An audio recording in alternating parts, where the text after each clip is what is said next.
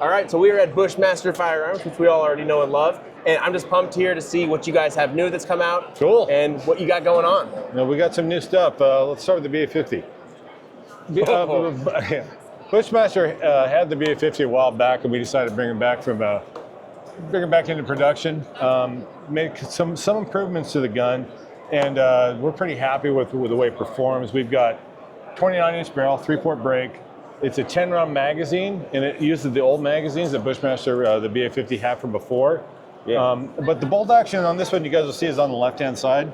And at first, a lot of people walk up and they're like, "Why is it on the left-hand side?" Yeah. But you should go on the other side. But what's cool about that is it keeps you locked into the gun. Big gun, a lot of weight. It's actually not a lot of weight. It's 29.8 pounds. But being locked into the gun, you want your hand on the trigger, and then all your go triggers on this side. If you're familiar with the AR platform, it's going to be just like home for you. Oh, nice. Yeah, that makes sense? That's really nice. So you get your bolt. The bolt, I think, works a lot smoother than the old one does. And we have our GG&G tactical bipod that comes with the rifle. The optic does not, of course, because that'd be a really awesome deal. But this retails for $68.90 nice. out the door. That's awesome. But we're seeing a lot of interest in this. A lot of people overseas are looking at this as well. Yeah, people have given a lot of feedback about how excited they are about this. It's a really cool thing you guys have come out with, and it just, I mean, everyone loves the 50 BMG. It's got a cool profile too. It looks a little bit different than everything, so we're stoked on it. Also, some adjustable magpul stuff back here. That's really cool. Have you guys considered semi-automatic versions in the future? That'd be fun, right? I know, that's always the question, hang right? on to that guy. Yeah, no, I'm not thinking that. I think bolt action is where it's at. I would not want to clear a room with it. You did it. Oh. We have people come to the booth, they're like, "Oh, can I shoulder it?" I go, "I don't know, can you?" But then I go, "Let me look at you." I mean, I didn't see that it was going to be that difficult. I thought it'd be much easier than that, but it is. We had a work of art, I'll tell you that. When we were doing test day, we went out there and everybody wanted to shoulder the gun, and I'm like, "Well, okay, we can do it one time. Just make sure you're downrange, right? Because that's a big gun." So yeah.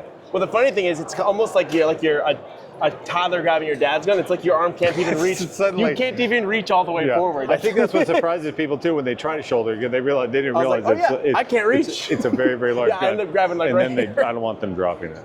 Yeah, no, that's beautiful. Oh, cool. So moving on from cool. This beauty, what we got next then? We released a pistol this year. Okay. This is based off the Bravo Zulu line. Bravo Zulu is kind of our top AR that we've always put out, but we want to make a pistol, and this is our endeavor to go there.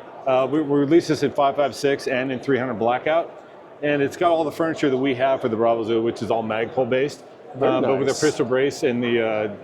It's just a different platform that we can explore a little bit. Yeah. We actually had a 22 ARC pistol that we brought to Range Day. Oh yeah. And we're thinking we'll talk about the varminter in a little bit, the Eradicator, but we think there's a real good space for the guy patrolling the fences to pop out with his little pistol and be able to pop a coyote with that. That's pretty sweet. Yeah, no, this is really nice, and this is a lot of the markets like this. Everything's getting shorter and shorter. Shorter and shorter. Most of my stuff is. And we have a cam we released this year, which we'll talk about as well.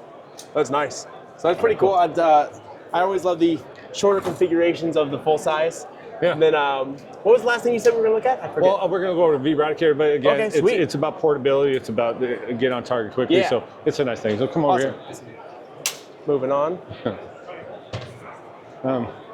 So I mentioned varminter rifles before. Yeah. Back in the old days, there was the varminter and the Predator from the old Bushmaster. We've come out with the Eradicator. It's a new name, but a long rifle for varmints, and comes in a 24 inch 223 5.56 wild 223 wild. Excuse me. So we have a 24, a 20, and an 18-inch barrel. Reach out and touch things. I think that a lot of the guys that really want to get in a varmint hunt, they love having a long rifle for that. But we also have a suppressor that we released for it too. Oh, so, nice. So you get a 24 with the suppressor. I don't know, what is that? I mean, I would definitely go the longest suppressor possible. Yeah, no doubt. This is our new one we have too, which is 30 cal, which we can talk about a bit too. But nice. back to the varminter, the Eradicator. It's a really vertical target market, but I think the people that are varmint hunting, this will be a really good accurate for them when they're working on that.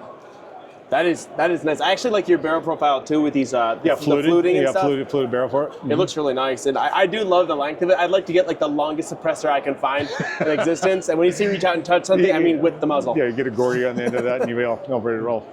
That's pretty awesome. We put a lot of people are familiar with 22 arc. Right. Kind of a hot round now. Horny put that thing out. We're experimenting with that. We're getting a lot of interest with that as well. Super flat shooting, super long shooting, but this is chambered in 22 arc. I think I mentioned this earlier, maybe it was when we were talking, that we had a pistol that was chambered in 22 arc. We think that's kind of a hot little item because we could see people pulling that out on their UTV and hitting some coyotes that are on bugging the cool. Cows or the sheep on the range. Yeah, it's funny. Everything I run is usually like ultra short, but for some reason going to the opposite end, I'm like, oh, this is cool. I like the long range, like you said, really reach out and touch something. That's cool. Yeah, very cool. And lastly, we'll just finish with with our suppressors. Yeah, I'm curious about these. So these are 3D printed. Oh, nice. So this is 625 Inconel. Oh, the Inconel, nice. And so we started off with our 5.56, and then we moved into a 30 caliber one, which we're just testing this guy right now. But we think this line is really affordable. You know, we're priced at $700. It's like actually $680, and you can get into the can game and not have to worry about giving a harm. I like the flash header in there. They have so many extra ports. Yeah, and this is cool because this just spins off. You can clean inside there really easy. Very and then nice. It comes out as like one big piece. And I think people are excited about it too, especially when you've got a varminter rifle and a suppressor that you can move around. And then yeah, and the Inconel seems to be like the way of things, 3D printed Inconel. It's so tough, man. We tried to, we really wanted to do a cutaway one so we could really show the inside of it, but we quickly decided that was a little bit too tough to cut through. Yeah. You couldn't cut through it. We were like, we need to get a bigger bandsaw or something. We didn't want to destroy the thing. But yeah, it's super, super tough and really super quiet too, which is what surprised me. Yeah, and it seems that they seem to be getting smaller and quieter with the Inconel. Without a doubt. And then we, on range day, which we had on Monday, we had a 300 blackout pistol running full auto and suppressed. Oh, so that was that's nice. That was the hero of range day. But everyone would walk up and they kind of went, "Oh, I don't hear much," because it was so quiet, which is cool. That's awesome. So yeah, that was kind of like. I like this 30 cal too. Yeah, it's a beautiful. It's a different take too than on the end here. It actually kind of tapers out a bit. Yeah. So is these are all just direct thread, correct? Yes, direct thread. Okay, gotcha. Very nice. Yeah, so we're pumped on that. It's good to be having some new stuff coming through from Bushmaster. Oh, 100%. Some a lot of this stuff is really like vertical, but we really want to, when people buy Bushmaster, we want to be happy with it. We also have a really aggressive warranty policy that's coming out this year. Oh, nice. We really want to make sure if you have a Bushmaster, you have it forever. So if anything ever goes wrong with it, call us up and we can return that for you. This does not apply to old Bushmasters from the old days, but everything made in Carson City and the new one. We have a new policy on our website. Oh, nice. But we really want people to know if they get we want to bring back the quality of the original Wyndham days. I've been talking to a lot of guys at SHOT Show who worked at the old Wyndham days, but we really want a quality rifle that people can trust and hand off to their grandkids like we're hearing everybody talk about now. No, that's great. Yeah, for sure. Awesome. Well, thank you, Leroy. I appreciate it. That's some super cool stuff. Yeah. And I'm glad I was able to pick up the 50 and not embarrass myself too badly. You did an awesome job, man. All right, good deal. Very cool. All right, thank you.